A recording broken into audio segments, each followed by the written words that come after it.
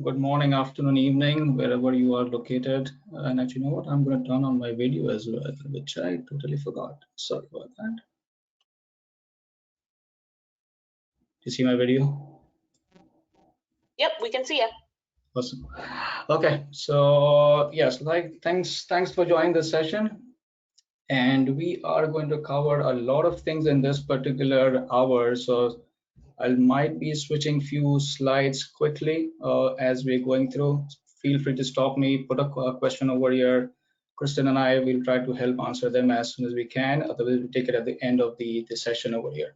So three things just to set level set on the expectation for this session.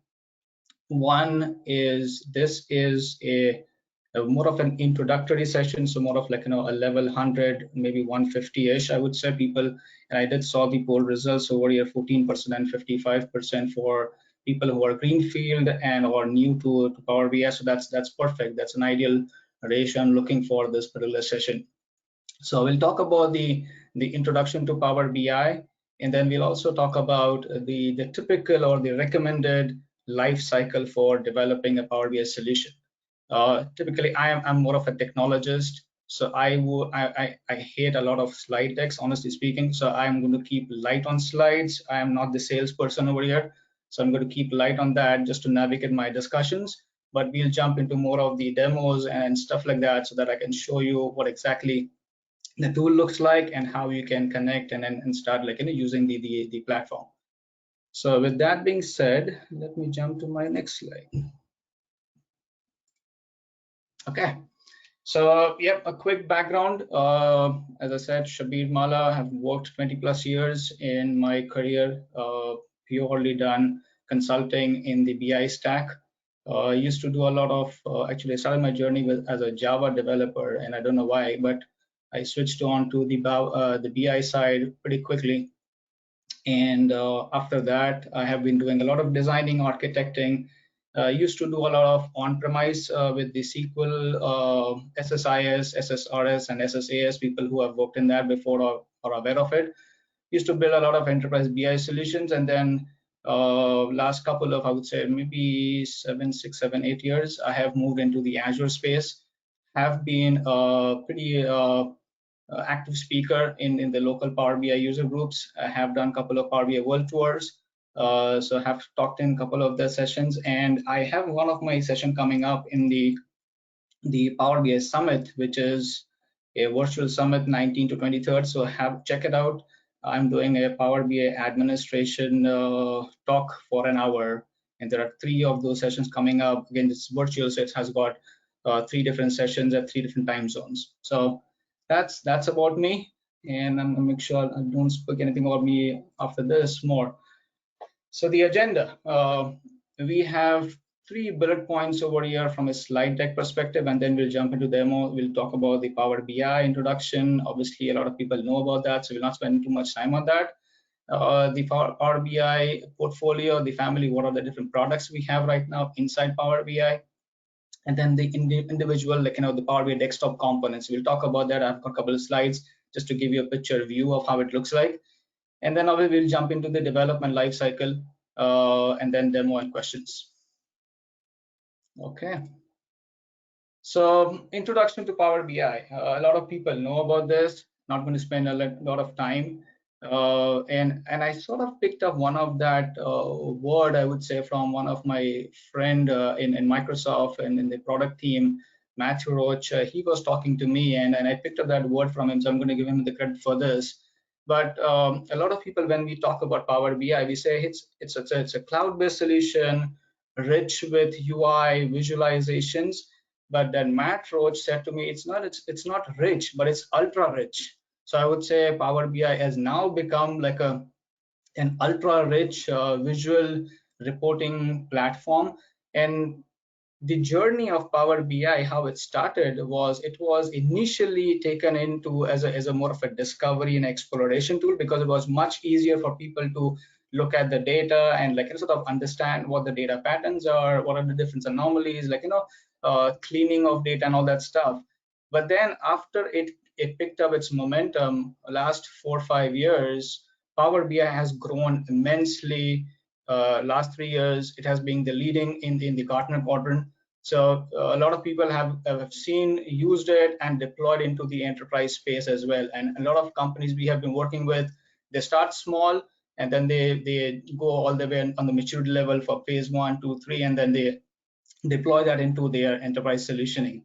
So Power BI itself is a very easy to learn tool. Why? Because it has sort of gathered the momentum, or the start point for Power BI was Excel.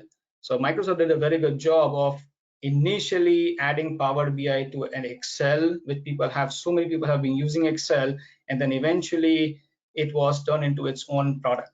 So that way, if people have started using Power BI, if you guys are going to start use Power BI, if you know Excel, the learning curve for you will be very, very quick. Obviously, it has got all the bells and whistles with regards to the development, the deployment, putting it into the cloud, and sharing with your team members or outside your organizations. So it's got a whole 360 view with Power BI tools and capabilities and everything. It has got added a lot of, I'm just picking up a few bullet points over here, so I'm not going through line by line, but just capturing a few key points over here. Power BI recently has added a lot of AI capabilities, so you will see that stuff as we talk through. As I give the demos, I'll make sure I sort of highlight some of those bullet points. And those are some of the niche things which Power BI offers to us. When you deploy them onto the cloud, you have a lot of those AI-driven insights which you can directly use out of box. Okay, so that was on the introduction.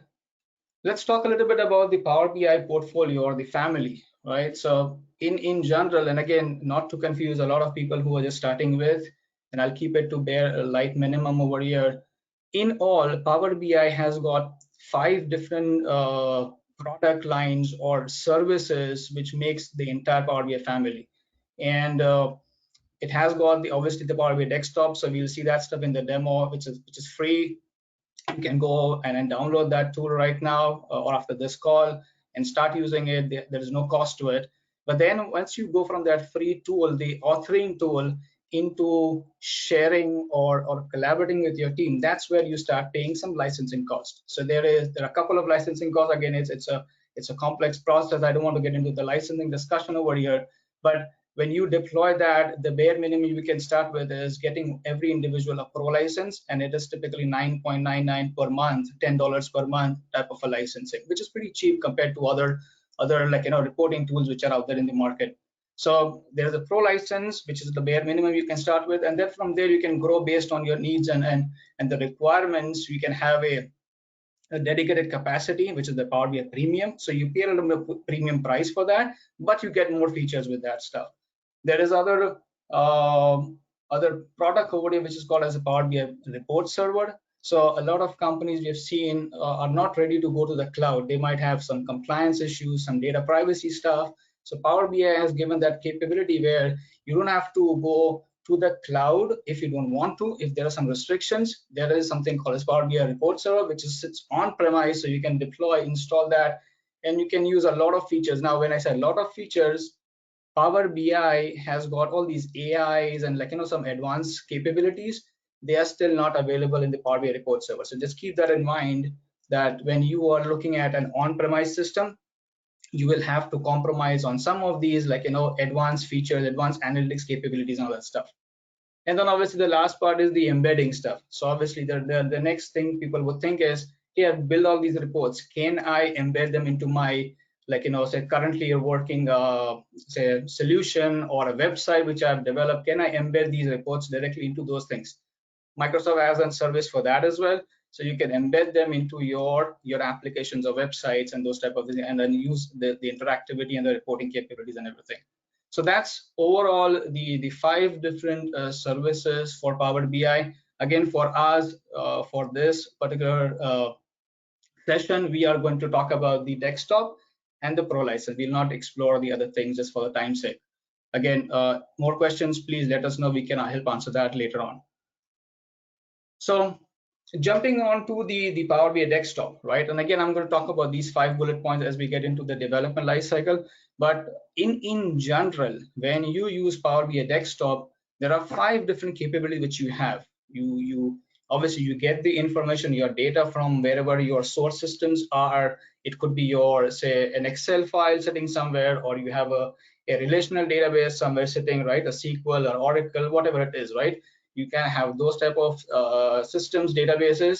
And then obviously you want to, once you bring that data, you want to analyze, you want to visualize, create some bar chart, line charts, all these, like, the sample is given over here, some KPIs, metrics, and then publish it out, right? So that's a typical all the features available directly inside the Power BI desktop. So you don't have to have, like, multiple tools or multiple steps to do. Everything is baked into one product. So you can use one Power BI desktop. You can do all 5 of these things over here, and then we'll walk through these steps inside our development demos and everything. So that's your Power BI desktop.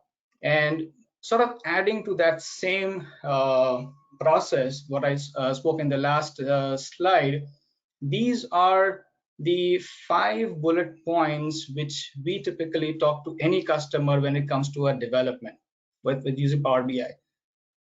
Sometimes I do capture them as 4 points, sometimes it is 5 points. So typically I sort of combine the point number 2 and 3 together to make 1 point, and it becomes 4 points, but it depends, like, the customer needs and the customer requirements. But think of this: when you are building a Power BI solution, right, you have to do these 5 points to make it a successful project, right? So when you build the foundation, when you are sort of exploring with the tool, understanding what are the main foundational steps, these are the 5 steps which you have to do it. Okay. Now, people might say, yes, my data is clean, or I'm good with my data cleansing part, I don't need a transformation. Sure, that's where I keep saying that it could be 5 steps or 4 steps, and I'm going to run this very quickly. So the first step over here is getting your information from your source system. So it could be any system. Microsoft Power BI has got 100 plus different connectors, and you can, at least I don't know, I have never seen any system where I am not able to connect to. Any systems we have worked with, could it be a SaaS product, a Salesforce, an ERP system, a homegrown system, like, organically internally in the company is grown, could be like a web API, a REST API type of a call, obviously your SQLs, your relational databases, anything which I can think of in my last 6-7 years working with Power BI. I have never come across a particular product which might say, I do not have a connector. And if by chance, if there is any such type of a scenario, Microsoft has a real good community where you can go and look for options or put a request to the Power BI product team, and they will work with you to get the connectors created. So it's a pretty quick and a very nice community relation. Everybody comes with the knowledge, with the information, and then everybody tries to solve the problem. So that's a very good thing with Power BI, which I love a lot. So coming back to the point, the first part is getting that queries to bring that information from your source system. Once you do that, the second part over here, obviously, like, that first part, you do the cleansing and the reshaping, and I'll talk about that a little bit when we do the demo part. But it's basically when you bring your information in any organization, the data which you bring in is not clean or not to the level which you are expecting. So you will have to definitely do some, maybe some systems are really good, transaction systems are really good, and you might not need some, like, cleaning stuff, but the bare minimum, you will have to do a little bit of modeling, a little bit of cleaning of some of the, say, old data or data which was used for testing type of things. You want to clean that information so that you can use the right information for the reporting purpose, right? So that's your first part. The second part comes into play is your setting up the model. So I might get a little bit technical over you guys, but stop me if you have any questions. The second part, when we talk about the relation, what it means is basically you combine all your data points into some sort of a model by which you can look at different information in different ways. I'll give an example, and that is something which is in the demo as well, so it will sort of resonate when you see the demo. Say, for example, a sales demo, right? A sales company, they're selling something online, they're selling something in the store, and they want to understand how are the sales doing, right? So they might have a customer names, they might have a date, they might have, like, say, their salesperson, and they would have their actual sales number, their quantities and price and the profit and amount, whatever they sold and all that stuff, right? So now they want to understand how their sales was doing by, say, a time series, over the period of time, how that has happened. So what you do in the relationship is basically you bring all that information from your transaction system and then join them. So you can say, hey, my sales is connected to my date entity with a relation for, say, the sold date, when the transaction was done, or it could be when the things were shipped, right? So there are a couple of scenarios, there are a couple of dates which might happen, and then you join them. So you basically now have a model by which you are able to look at your amount by a time series. Same example could be with a customer. You might have a sales data which is connected to a customer, and you want to see, okay, help me understand which all customers have sold my product to, right? So those type of things. So you build the whole data model.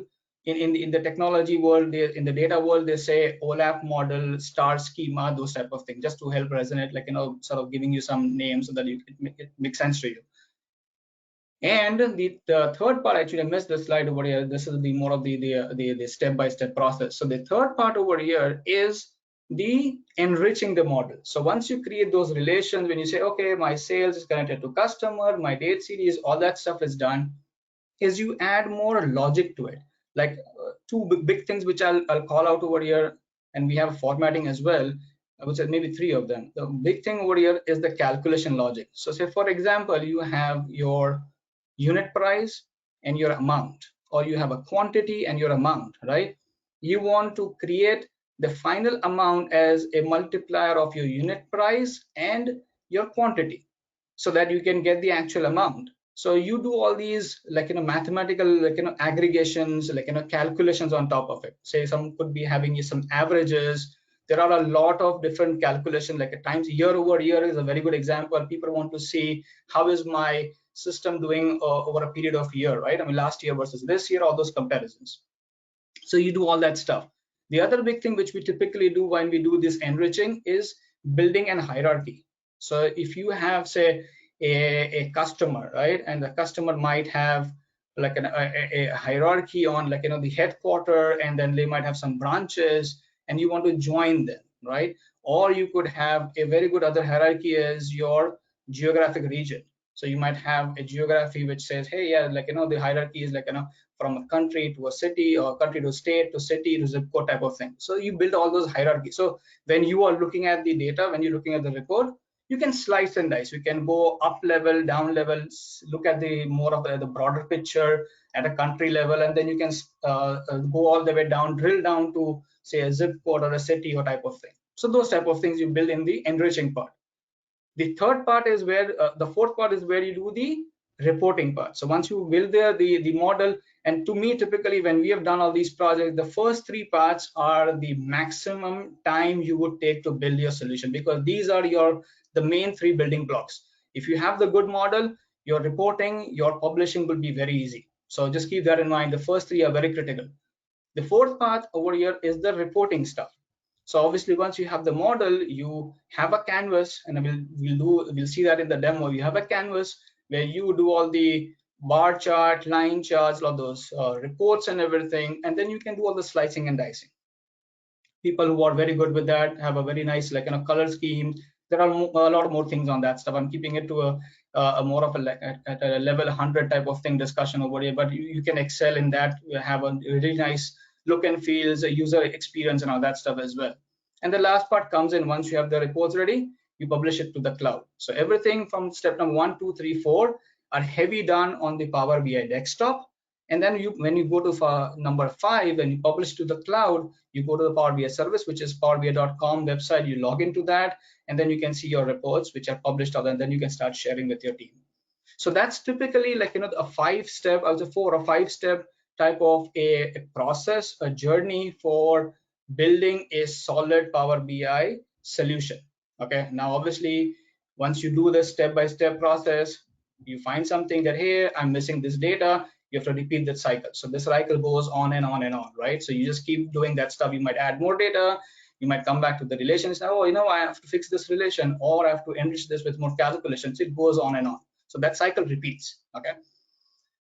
With that being said, just want to make sure I have, okay, so I have good time over here for my demo. So let me switch it off to my demo. So I'm going to bring up my VM where I have a set of information, and let me just make sure I'm setting the stage for the demo. So what I have on this particular VM is I have a SQL server. Okay, it's a typical relational system. I have one more demo with Excel. If time permit, I'll show the Excel part as well. And then obviously we have the Power BI desktop, which is installed over here. So I have got Power BI desktop, which is installed on this machine. I have got a database, which is out here. So you can see this is my database, sample database. I have got two database samples over here. For this particular demo, I'm going to use the worldwide importers. The same logic, if you see, look at the table structure over here, like it has got some dates, customers, and type of things, right? So you will see all that stuff over here from an information perspective. And then obviously we have our Power BI desktop, which is going to use all the reporting side of things. So to start with, I've just opened a blank canvas just to save my time. So sometimes, like, if the machines are a little bit lighter, it takes a bit, well, like a few seconds for it to load because it's a memory heavy type of an application. So I've started Power BI. I have loaded the latest version of Power BI desktop, which is available on the powerbi.com website. You can search and again and download the latest one. And then you will see in the Power BI tool, there are few different options. I'm going to run through that very quickly, and this will make some more sense because it's very similar to your Excel look and feel as well, right? So you have the top ribbon where you have the home, insert, modeling, all that stuff, where you can browse through and see, like, some of the features available. Typically, you will see, like, home as something which is always first thing loaded. Then on the right hand side over here, you see the different panels. So you see the fields panel, and we'll talk about that. Once you bring the data into Power BI, you will see that part of the pane getting populated with all the different fields and the entities which will show up. You have a visualization pane that's basically telling you what are the different out of box visuals available, like pie chart, bar chart, line chart, those type of things. And then obviously you have filters, right? So you can add filter to your report. You say, you know what, I want to see this report only by, say, this country, or by this date, or by this employee, whatever it could be, right? So those type of information you can feed in. And then on the left hand side, this is important because these are the three main things which you will see in Power BI. You have the first part. So when you load the report, you will first see the report canvas getting loaded. So this is your canvas where you will do all the reporting. You bring your bar charts and line charts. The second part is your Excel type tabular view. So all the fields which you bring in, you will see the actual data. So it's very much similar to your Excel sheet, your rows and columns, and it will show you all the fields available and then like data for that, right? So you can sort of click on each and then see the whole thing. And then the last part is the data modeling. So the third step, or the second step, which I was talking about, building the relations, that data model will be seen over here. So you will see your sales, your customer, your date, all that stuff joined together, and we'll see that stuff in the demo as well. So that's basically the three big things which you will see in Power BI, and you will use these three components heavy while using Power BI. Okay. So let's jump into our demo over here. So what I'm going to do is, if you see on the top in the home, what I'm doing is I'm trying to connect to that, say, the SQL server where I want to bring the data, right? So you can click on this get data. You will see, like, there are a ton of different connectors. Okay, and it is taking a bit while. Okay, so you'll see, like, there are 100+ different connectors, like, from Azure, from, like, third-party tools like Salesforce, Google Analytics. I mean, it's ton of them, right? So you can go and browse through all this stuff. For this demo, I'm going to use the SQL Server database. Okay, and I'm going to connect to that. So I have this on my local machine, so I'll just say dot, right? I don't have to worry about adding too many things. And I'm going to use this particular database. So I'm going to copy this guy. And again, it's optional, so I don't have to type it. If I don't want to, I can just remove it. If I don't want to, keep it optional. Now, I'm not getting too much detail into the data connectivity. Basically, what it means is when you do an import, you're bringing all the data into the Power BI. When you say direct query, it's basically connecting to the source. So wherever you're connecting the database from, every time when anybody goes and looks at the visual or tries to do drill down, they basically are going back to the source. The system is connecting to the data and bringing the data for them. Okay, so there are some plus and minuses, pros and cons, when to choose what. And again, I'm not getting too much detail on that stuff for now. So I'm keeping it by default to import. So the data will come download onto the Power BI, and you will see it got connected to my source system, the two databases which we talked about. And just for checking, what I'll do is obviously I'll bring the date, because that's very important for me. So you'll see the date sort of it gives you a preview of how the data lake looks like, the customer, and then maybe we can bring sales, right? Just so that sort of have the continuity on the discussion which we were having. So you will see I've got 3 tables. Again, I can bring more things, but for this demo, I'm going to bring 3 of them. Now keep this in mind. There are 2 buttons over here, load and transform.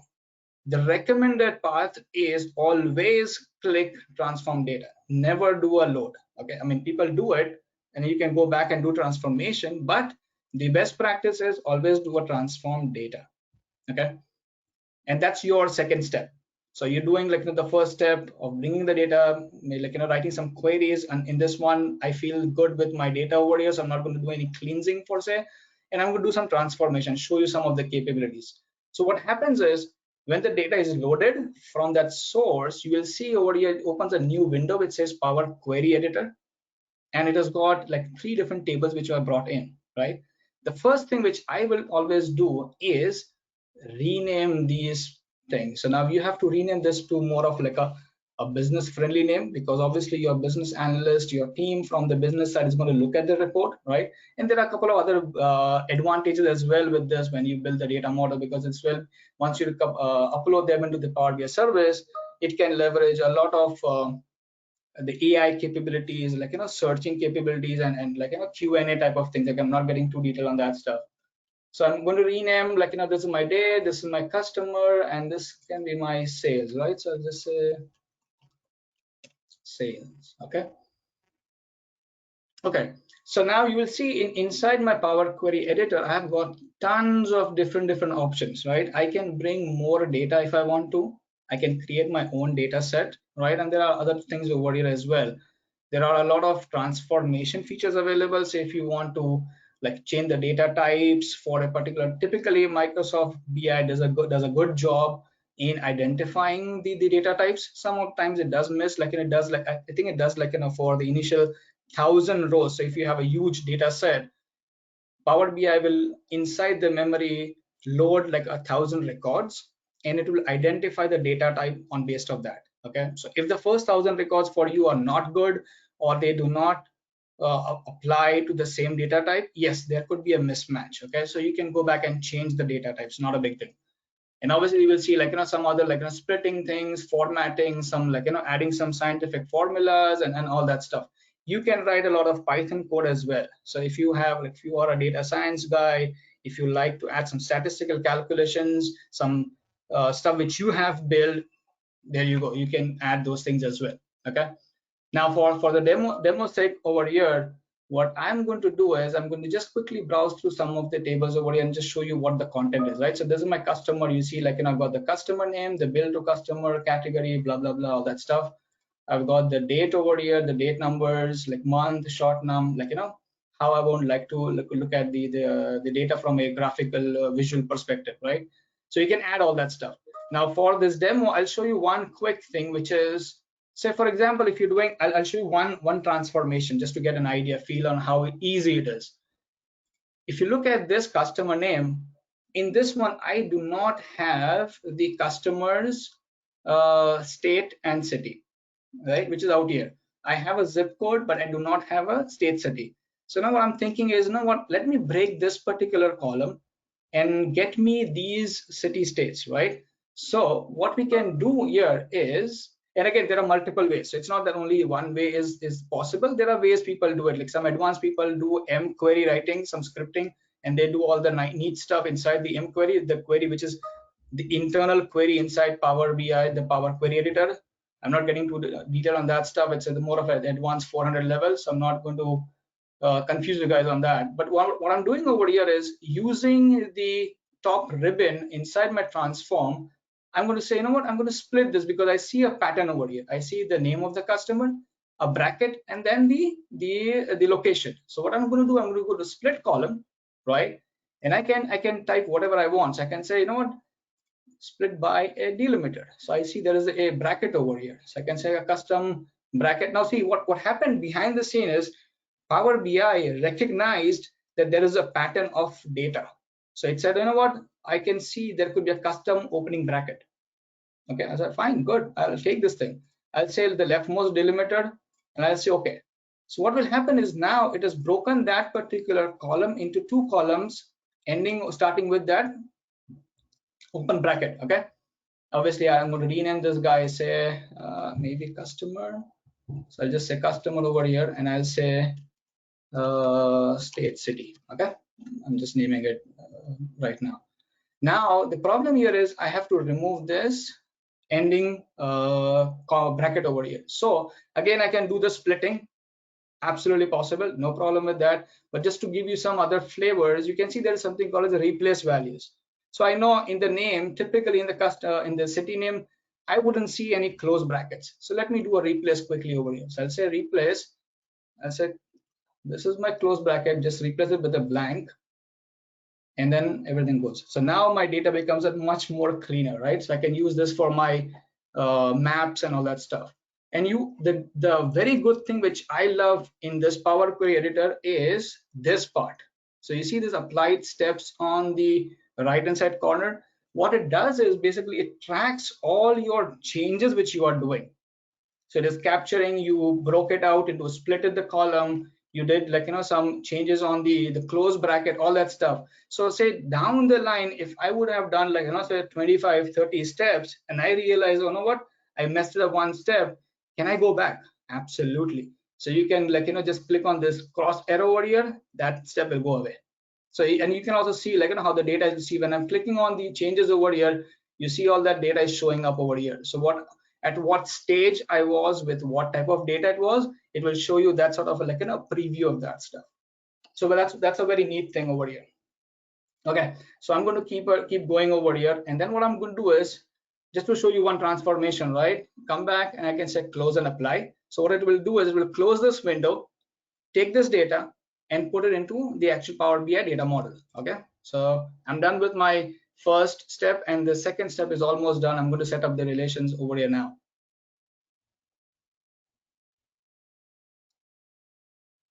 Okay, so it's going to apply this thing over here.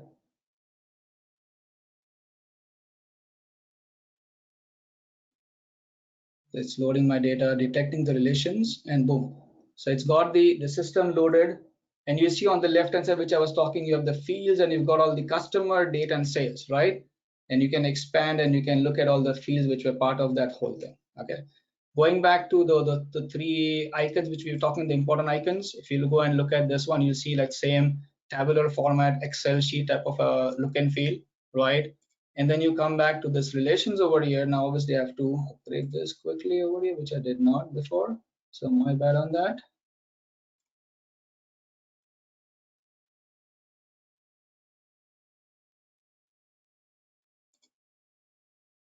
So this is the fun part when you are doing a demo and it doesn't work, right?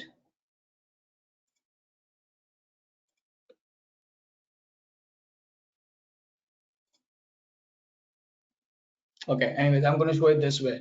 So if you look at the relations over here, what it did was it connected my sales to my customer, okay, and my sales to my date, which we were talking before. You have a sales data and you're connecting it to the customer name and the date dimension over here, okay?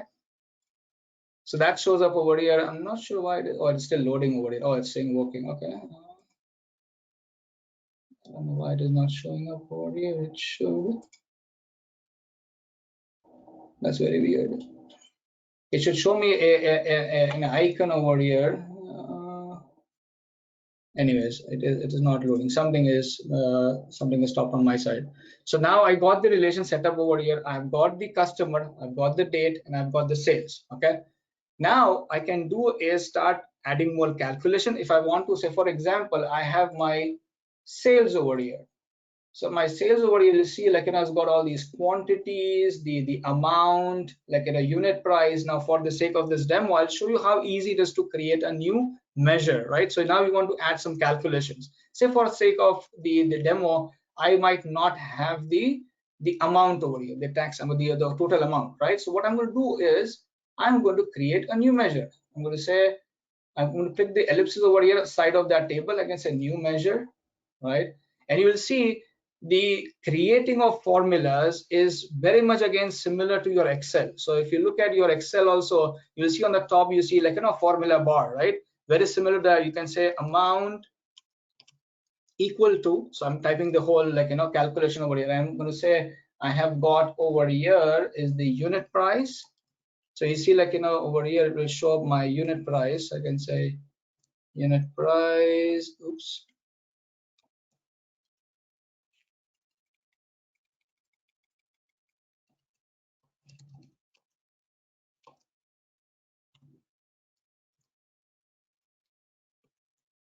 sales. Oh, it is not showing up. Something got messed up on this.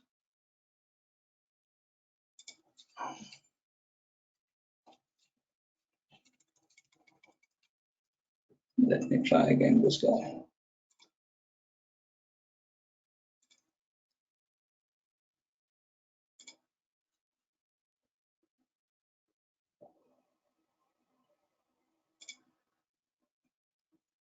Oh, okay, now it is showing up my sales over here. Okay, so you see this part over here. Okay, that was loading. I think it was a little bit slower. So let me go back to my relations over here quickly and then join this thing and give it to you guys. Okay, so this is my sales. Okay, now I'm going to connect my bill to customer key over here to my customer key over here. Okay, so I'm going to say this bill to customer is connected to my sales over here. Okay, so it says the relation is already available because when I showed you the relations, it was showing up that stuff over there. Okay, same thing applies to my the date over here. So if I say this guy, and I'll show this part as well over here quickly. So if I do a sales and I have a date over here which is called as the invoice date or the delivery date, and if you remember, delivery date had the relation, right? So I can say date over here, and I can say delivery date, and you'll see it will show me that relation already there. Okay, so now it's loading all the relations over here, which is good. It's showing up over here. So now I go back to my visual over here, and let me add the measure. I think I was taking a bit time over there.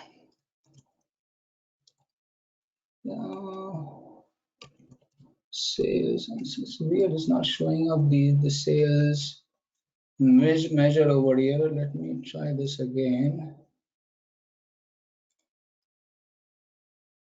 It's a little bit slow, guys. Sorry about this being a little bit slow. I can do a quick measure as well if I want. So what I'm doing over here is I'm doing a quick measure. So there are two ways of doing it. You can write a code, or you can pick up something which is available directly from the system. So I can say I want to create maybe like some addition over here, right? So I can say my addition over here could have my the quantity, okay, and then I can have my unit price. Okay, so I'm doing an addition over here, and I can say okay. So what we'll do is it is going to work on this and create this quantity plus this thing. Okay, so this measure got created out here. So you'll see like this is the measure. Sum of this was you can do this way, or you can do the typical sum over here is, oops, this is not plus, sorry, my bad. It's going to be a multiplication. Okay, so I can name this as my amount. Okay, cool. So now I've got my 3 steps over here. I did the loading of the data, I did some modeling part of things, and then added one calculation. Okay, now what I'm going to do is I'm going to start doing some reporting on top of this. So I can say, you know what, let's try with the quantity. So I clicked on the quantity. You see I got all the quantity over here, and now I want to look at this quantity, say maybe by a date series, right? The one which we were talking before in our conversation. So I can say, you know what, let's bring my date over here. Now, one good thing which has happened with the evolution of Power BI is you will see over here date has auto created a hierarchy. Okay, so this is what I was talking about. What my Power BI did was it identified this as a date field, and it said, you know what, I can give you a pre out of box date hierarchy, so you can try look at your data by a year, quarter, month, and day. You can delete that, okay, if you don't want to. So it's not that you have to take this thing. It gives you sort of like a pre out of box type of quick thing, so that you don't have to recreate this every time. Okay, the recommended option is you should have your own date dimension. Like in this case, we have a date dimension, right? So that's the recommended way, but the Power BI gives you that flexibility where you can create the dates if you want to. It gives you the date automatically. So what I'm going to do is I'm going to create this date, select this date over here, and you see, boom, right away, I can see my data by years, right? So it did the whole hierarchy over here. It said date, year, quarter, month, and day, right? And now I can go and drill down. So if I want to look at, like, say for example, I want to just look at 2013, right? I clicked on that. You see, like, it got me all the way up. So I went to, like, 2013 Jan, whatever it is. Like, this is for the month of 2013. So you see, on when I'm mouse hovering on top of it, says the date month is 2013, first quarter, January. Okay, I can go back and I can just, like, uh, click on this as well. So I can go and down this way, so it will show you all the data for all the years. So there are flexibilities, right? If you want to look at the aggregated data across all the years for a particular quarter, you can do that stuff, or you can pick and choose one specific year. Say I want to look at 2014 or 2015, I can just click on that and we'll go and browse through, go deep into those hierarchies. Okay, so it's that simple. Now obviously we are good with our visualization capability. Somebody might like line chart, bar chart. You have all the features over here. So for example, I've got this bar chart. I don't like this way, like, vertical. I might say, I know what I want to like. I want to do a horizontal bar chart. So I might just click on this guy or the vertical bar chart. So that way, like, we can change, right? Whatever you want. So I can do all that stuff. Okay, I'm going to go back to this guy and revert this. And then if, say for example, you want to add something more, now I've got the date, I might say, you know what, let's look at the customer, if I can find some interesting thing over here. So maybe I can let me look at the data over here quickly. Okay, so if I look at my customer data, I've got some categories over here, novelty, shop, and all that stuff. So let me slice and dice that data with a novelty. So I can go and this one, was it in the customer? Oh, category, sorry. So if I go back over here, I can say category over here, and I can select that guy. So now you see, like, it's got, like, things which are not listed as category, and some of them have got novelty shop. Okay, so that's the quick way of doing it. The last part to this thing is publishing this out. So once you're done with this, you feel, hey, I'm good with this, let me publish it out. I can click on this publish. It will tell me to save the file. So I'm going to just save it over here in my downloads for now. Just PBI, right? Save it. It's going to save the report, and then it's going to open me my Power BI service, which is the cloud service. It's going to open me my Power BI service. It might take a while because it does the authentication and comes back. You say it's still moving, testing it out. And as it is doing, let me open up my browser as well over here so that it becomes quicker.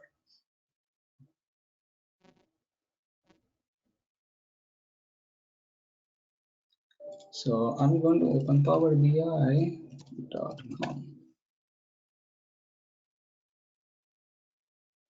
Sign in.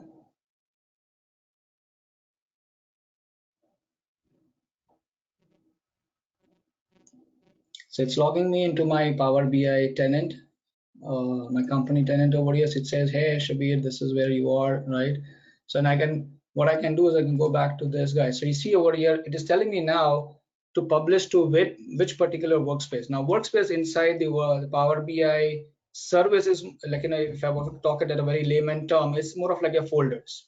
So you have like a folder structure inside your Power BI service, and you can deploy your reports into those specific folders and give people rights. So you can say, okay, this is my team folder. I can publish all my team reports and then share it with my team. It's more of an organizational level. You can do that stuff as well. Okay, so it just gives you some ideas over here. Okay, so I'm going to go down into my PBE demo. I have a lot of workspaces over here.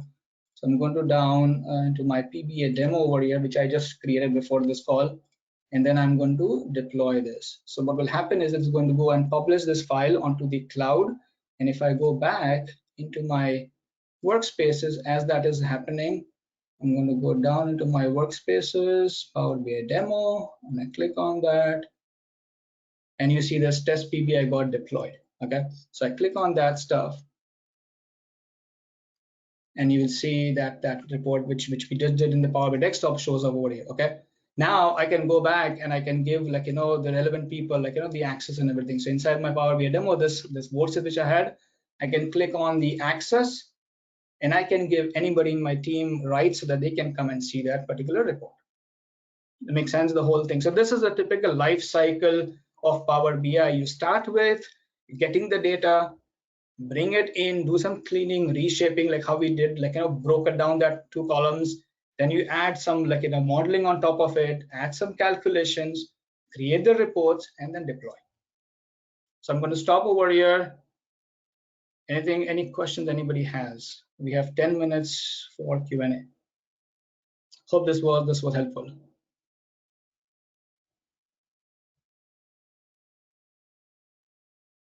Crystal, do we have any questions? Should I? Okay, let me try if I can open it over here as well. Okay, so I'm going to go through the list of questions over here quickly, see if I can help answer. Oh wow, there are a lot of them. I'll see if I can. Again, if I do not, I'll make sure that, like, we sort of capture that and send it back to you. So replies via the YouTube channel or emails, something. Okay, so Crystal will take care of that stuff. I mean, we'll help answer as much we can right now. So the handout room, okay. So I think, Crystal, there are a couple of questions with regards to the downloading of the file.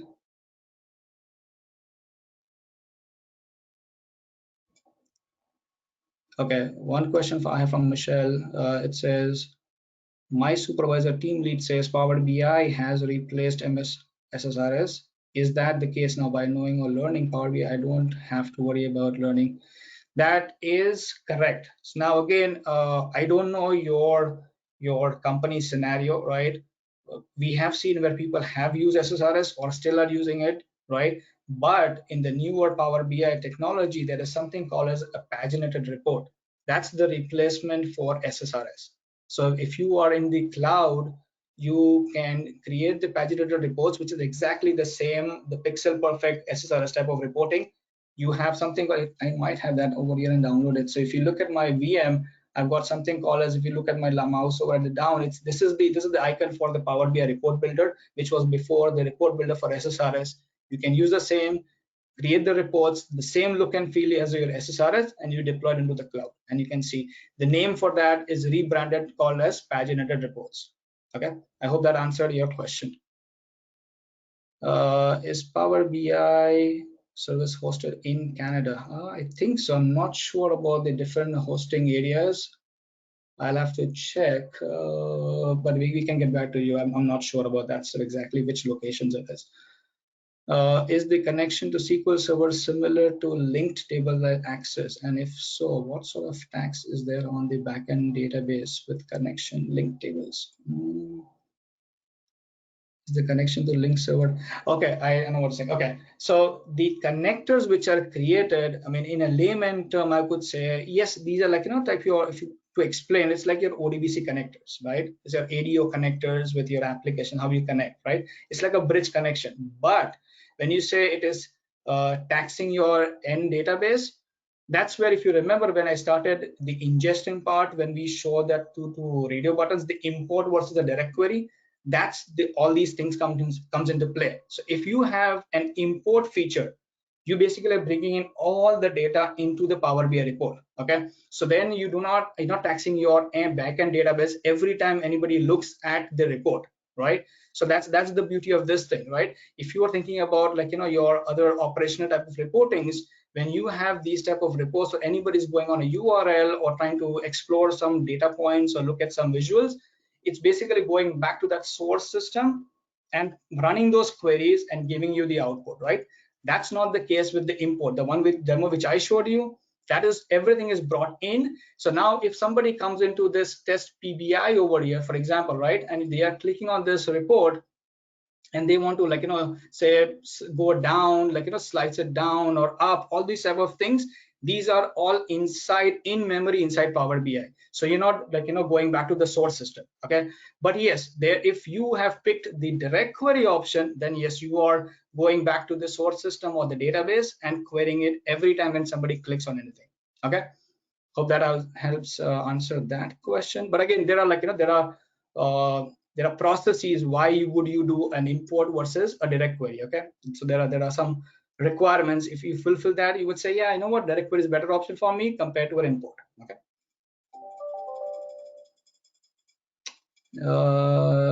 Jeff, I think maybe that missed out. Okay, you need to aggregate the function like max or sum before pulling the sales. Oh, okay, Carolyn was helping showing that stuff. Thanks. Yeah. What things are most likely to slow Power BI for home of all? Okay. Yeah, Kurt. So this, yeah, I mean, these are more of the advanced features. Again, I sort of was helping answer Mike's question before with regards to the import versus the direct query. There are a couple of requirements. Like, for example, if you're doing a direct query, obviously the report look and feel, the user experience will be a little bit slow. Why? Because you are going back to the source system and bringing data and doing all the massaging and everything, right? So I just want to lay out, like, the whole data points, the visuals and everything. So it might take a bit of time over there, right? Compared to an in-memory import will be much faster. But the in-memory has a restriction how much data you can bring in, right? So it's not that you can bring few terabytes worth of data and just do all that stuff in memory, right? So it depends. So there are performance requirements, yes, depending on how much data you have, what type of users you are going to show these reports. So it all depends on, like, your target audience, how much data you are going to bring in. There's also one more. I was looking at some other person was sharing the visualization tips. They say by default you should not have, or the recommended is, any canvas which you have, any report you have, ideally you should have to around 5 visuals, 4 to 5 visuals. You should not have, like, 20, 30 visuals on one page, just want to, like, show everything and make it look good. It's not going to work, because the more visuals you put, the more queries it will fire, the more the report will get slower. So it's like a give and take. You have to understand, like, what type of data you have, who the target audience are, how many people are going to use it, how are the data going to be refreshed, all that stuff, right? So that all plays into the performance side of things. Why did you have to create a relation? Yes, so going back to that discussion, if I do not create, let's take this example over here, right? If I do not create the relation, what will happen is I can bring the amount, right? I can bring that amount data or the unit price quantity, but when I go and look at my customer and then bring that into my visual, the system or the model will not know that, okay, this customer belongs to this particular record.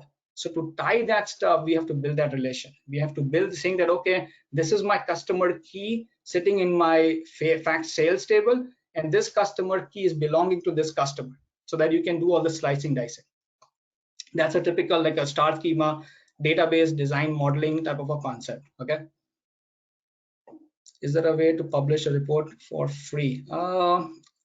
No, I would not say. I mean, you can, you have a Power BI, right? So when you in your organization, when you create, like, your reports and everything, you can publish them for free only in your workspace. So by default, you will get a free workspace which you can deploy, and you don't have to pay for it.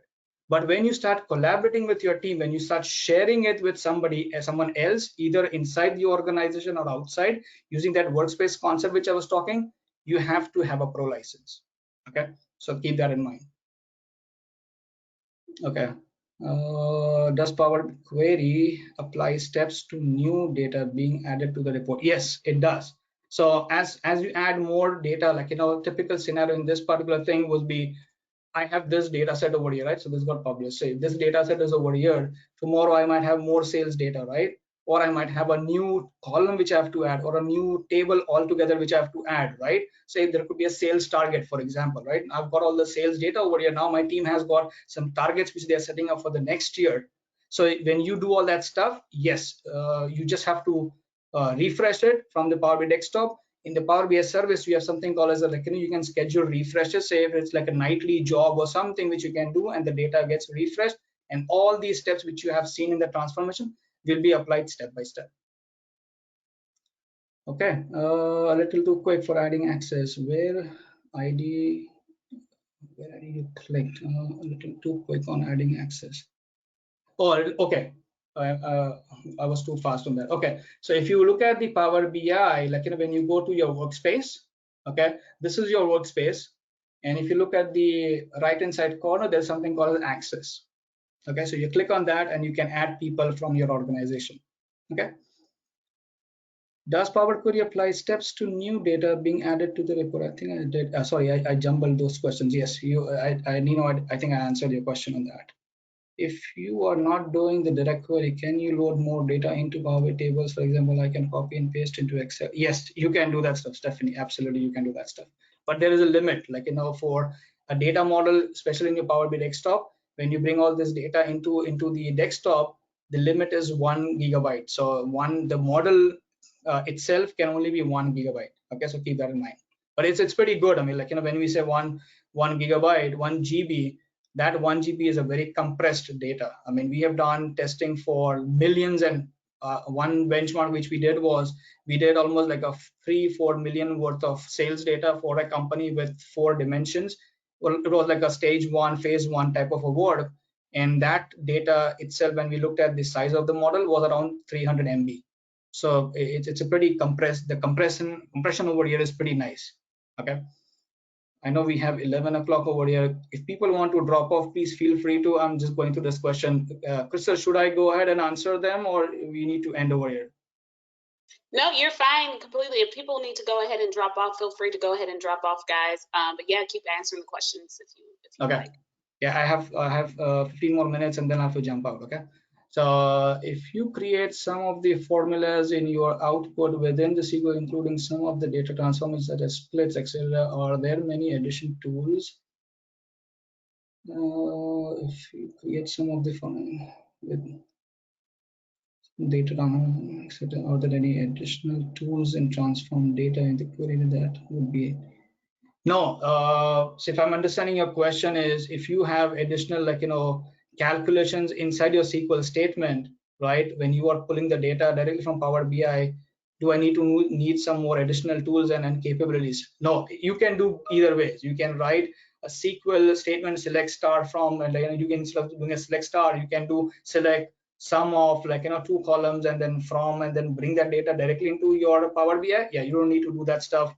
And there is no additional tool which you can add on top of the query. The Power Query itself is pretty sophisticated, pretty robust itself with all the permutation and combination. The good thing is, say worst case, if you do not want to use that, and I was talking about this before, is if you feel that I don't want to use the upper ribbon and do the transformation, you can use the M query. So there is the underneath query which is written, all these steps which we are doing with the UI, that has got internally all the M scripts. It's a language which is used for the transformation. So you can use that language. Once you go to that level 300, 400, once you get used to that language, you can write your own queries as well, or transformations as well. Okay. Can Power BI replace an analysis service queue? Oh, that's a good one. I was expecting someone telling me that stuff.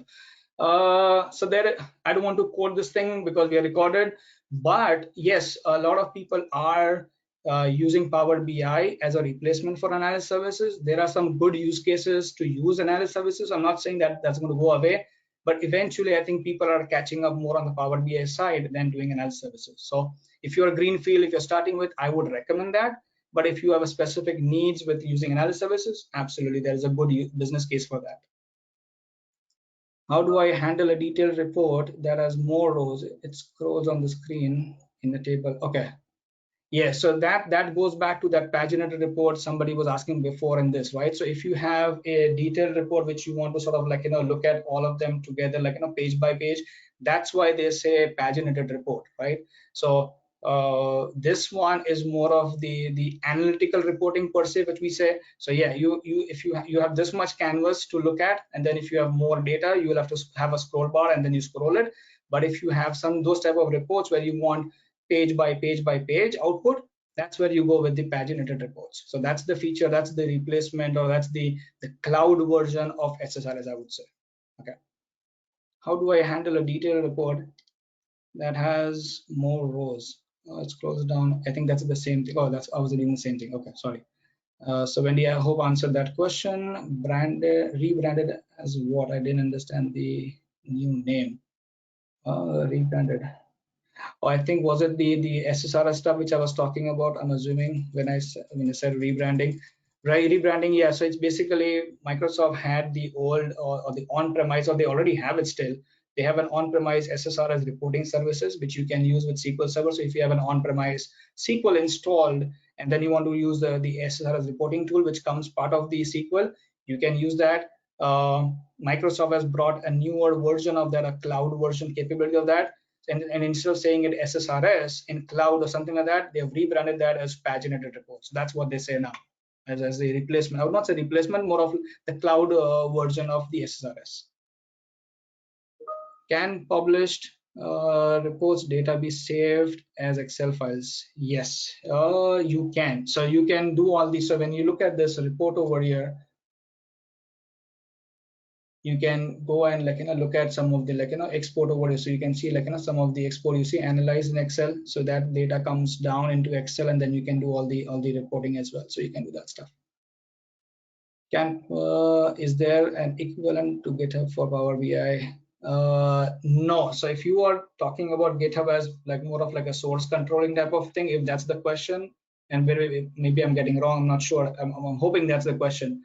So Power BI doesn't have a GitHub equivalent for now. They're still working. The product team is still working on that stuff, and we should have some quick announcement on that's coming up. But again, don't put me on the timeline. But I definitely have heard from the product team that they're working on some source controls and check in, check out, and those type of features, so that multiple people can work on one same file at the same time. So that's still in progress. There is a third-party tool which is available. It's called as AML. So Power BI AML, you can search that, but it's a third-party tool. But it sort of it's not for source controlling, but it's more of deployment processes. So it might be helpful for that. You can do a quick comparison and then deploy that stuff. Can you show how to write query after connecting to SQL Server? Sure. Let me see if I can do it quickly over here. So I can go to the SQL Server, and you see over here this part. So I can put the server name over here, database, and then here I can write the SQL statement. Okay, so that's something. Okay, so that's one thing. I hope I answered that question. Suggestions on best practices for design query measures. There are a lot. I mean, I was thinking of doing a session for that, honestly speaking. Dottie, I hope I've pronounced your name properly. But yes, I'm planning to do a session for design query designs and measures. I have seen people doing it multiple way. Like for example, the SQL which I'm showing you over here, this one. We've seen where people do a lot of those simple mathematical or summation and average type of things, calculations, or switch statements type of things inside the SQL statement, so you don't have to worry about Power BI doing that. I've seen on the other side people doing it in Power BI as well, right? So it's a mixed bag, right? I mean, if you do not want to take that hit on the SQL Server side for these type of calculation, if you feel your Power BI is good enough, use that stuff. Okay, so it depends. I mean, I would say yes, best practice over here is using your Power BI, because it's much more robust. It's got its own analytical engine, so it's more of the cube engine, so you can do all those calculations. But I've seen a mixed bag, and yeah, hopefully we'll get some sort of a session with the design, the query designs and measures next time. And I hope I'll answer that question that time. I look forward to seeing you in that session. Okay, coming to the end over here quickly. If lots of people have those connections, then it clogs up the network. Understand about import, but what want to refresh with live data? I'm thinking about real-time data, not exporting data. Yeah, so if your requirement is real-time feed, there is a different scenario. That's a different business use case. You would not get into these imports and direct queries. There's something called as a feed or a real-time data ingesting, if that's what you're thinking of.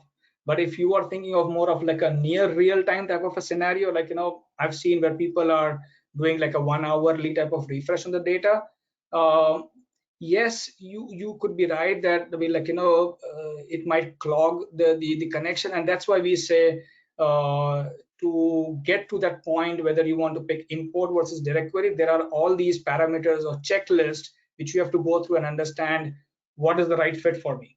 Okay, so it's possible. I mean, you can keep the import feature, right? And you can, if you have a near real time, like an hourly or a 30 minutes, we have seen customers who have done a 30 minutes refresh on the data and it works fine for them, right? No problem. You can do incremental loads. So there's a feature called incremental loads inside your Power BI. So you don't have to like, flush out everything and then reload everything. You can do like the 30 minutes incremental or 1 minute, 1 hour incrementals and bring that data into Power BI. So that could be much quicker. You're not clogging your network too much on that stuff because it's a small subset of data which you're bringing in. So there are a couple of scenarios, like based on your requirement, either you pick import or live data, live connection. But if it's a real time type of a scenario where you have like some sort of a dashboard, giant dashboard in your company, and there's some ticker like going through like some counts and type of things, that's a different scenario. You would not use the import and the direct query. That's a different scenario for real time ingesting. Is there a thumb rule on how large data set can be used for? Yeah, so that's the one which I was talking before. The limit is 1 GB for the data model to be created, and when I say 1 GB, it's not the 1 GB of data inside SQL Server, right? I mean, it's a highly compressed engine, and I gave you some benchmark on on the number of records, so you can look at that stuff as well. Is Power BI better than Tableau? That's a tough one. Well, I'm the Power BI guy. I love Power BI, so I'll say yes on that. Okay. And does direct query tax the system if many does direct query tax the system if? Yeah, I think Mike, that's the same answer which I gave before, right? So it depends, like your scenario. If the data is too large, if you have too much of data, then you might end up using a direct query because you have a 1 GB limit on the data model. So you don't want to get constrained with that limit, and you might end up doing the direct query. But then again, you have to sort of think through what you want. Now in Power BI, there's a new feature of composite models, so you don't have to just choose import and data query for the whole model. If you have some of your data is relatively smaller and they can stay in that 1 GB limit, bring that data, so you're not sort of bringing all the data points again and again and again, right? You're not querying them for all of them. It could be like a hybrid type of a model. Some part of the data is imported, some part of it is direct query. So there is a composite model type of a work which has come out recently. It's a very nice, neat stuff. When I publish, okay, I have 4 minutes over here, guys, before I jump on my next call. So if I do not answer next, I'll make sure we'll copy that stuff, okay? When I publish and share a report with someone, can he edit the report and resave it? Yes, so you can do that stuff. That depends on the rights which you give to that particular report in that workspace. So the workspace which I showed you, when I add people, you have different roles. People can be just a viewer, people can be contributors to that report. So you can have in your team a few set of people who are just going to take that report and be sort of a team of authors who do the editing and updating and everything. So you can do that stuff. If you don't want to, you can just have them viewer rights and people can then see it. So you can do all that stuff. The whole thing about link tables and whether to execute the query on the back and then return results. My concern is that my Power BI user don't clog out the back end. Could I send a question via email about this? Sure, Mike. Yeah, I mean, I can definitely send us the question. You know what? I'm going to bring up quickly. I should have done that stuff, so my bad on that. I did not do a good job on bringing in the last slide over here. So this is my contact over here, guys. If you need any help over here, any questions, yeah, these are. I'm not very active on Twitter, so just bear with me on that stuff. But I'm very active on LinkedIn and on my emails. Definitely send me a question if you have anything. Okay. And Mike, this will go back to that same performance question which I'm answering before. So I think hopefully that gives you some insight. Regarding multi-language report in PBL, would we need to create 2 reports or it can be done with 1 report? Can the language, you know what, I was looking at one of the community person, and I'll have to find that link. He had built a 1 report a dynamic report where you can change the language on the top, and it will basically change all the whole report with your whatever the selected language is.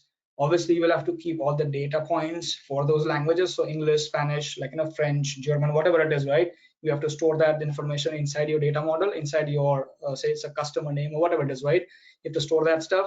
But then on the report, you have on the top bar language selection option. There was a very good nice article. I was reading that stuff a couple of days back, and there is a solution for that. See if you can find it on Google. Otherwise not, I can send you a link for that once I find that. Okay, would you send us the presentation doc, please? Yes, I think that's uploaded inside the handouts session over here, the handout section, so you can download that stuff. Ashok, thank you very much. Yep. The source of my data gets updated and I use direct query, will the report reflect updated data automatically? Yes, it will. If it's direct query, yes, it will. You just have to refresh that particular page or that visual, right? So it will show up that stuff. Very informative. Thanks, Crystal. Can we build a full solution Power BI as we do in Excel? Yeah, absolutely. Yeah, you can do. That's what we are saying, that Power BI in last few years, from being just a discovery tool initially when it was launched, what was part of Excel, has become a full-blown enterprise application. So you can do all the stuff which you would typically do for any reporting tools. So yes, the answer is yes for that. How license will work on this one? Included with BI solutions. I'm not sure about this question. Yeah, there are multiple licensing models over here, and it could be like a session in its own because there are so many scenarios, right? But think of this, the typical way is we have the Power BI Pro license, and then we have the Power Premium. Okay, so there are two main buckets of licensing. When you go to the Premium, you basically are buying a bulk load of licenses for the company, right? And then there are other when you buy the O365, there are, when you go to E5 licensing capabilities, by default you get Power BI Pro license along with the E5. So there are a lot of mixes over here, ways to get, I would say, getting contact with your Microsoft rep who is working with your company. They will explain that whole thing to you. Can you call a store proc in SS rather than pass a query? Yes, you can do that stuff. Absolutely, you can call a store proc as well. Then the results come back in the table. Yeah, I think that's what it is. Okay. Thank you. Useful. Finding the right fit totally makes sense. And okay, Mike, thanks. Can we add comment on the dash? Yes. So there is annotation feature available inside the dashboard. We did not talk about the dashboard, but when we did publish the report, the next level of that is you can create dashboards on top of it. So if you have a multiple reports which you have created, you might pick a few visuals which goes into a dashboard. So when anybody comes in, they would see their first landing dashboard, right, with some of the key metrics that individual would be wanting to see every day morning, right, type of things. So you can do annotations on top of that. You can add comments and you can tag people inside your team. You might say, hey, you know what, this number has dropped, my sales has gone down, what's going on, all those type of things. Okay, Mike, yes. When the initial why the initial open Power BI desktop is always slow? Wendy, that's a good one. I mean, my machine over here, the VM which I created for this demo was a very slow one. I just put 8 GB on that just for this demo purpose, so that once I'm done with this demo, I'm going to delete that stuff. But my local machine has got enough memory, so it's pretty quick. So it all depends on your resources inside your machine. The more faster machine you have, it's basically Power BI is heavy with memory because it has to load the Vertipack. It's the sort of the underlying engine for the Power BI, and it does consume a lot of memory. Oh wow, I got all the questions answered. Okay, I think I'm done. Crystal, back to you then. Awesome. Thank you so much, Shabir. I really greatly appreciate you coming in and hosting this webinar. For everybody asking for if this webinar will be recorded, yes, it will be recorded and will be sent in your email box around noon. But for any reason, if you want to see our past webinars or any webinars that you may have missed, you can visit our YouTube page at 3Cloud. If you guys have any questions for myself or Shabir, please feel free to reach out to us. Like I said, you guys will receive the recording tomorrow. I hope you guys have a good rest of your Tuesday. Shabir, again, thank you so much for hosting. We greatly appreciate it. You guys have a good rest of your Tuesday. Have a good day. Thanks, guys. Thank you very much.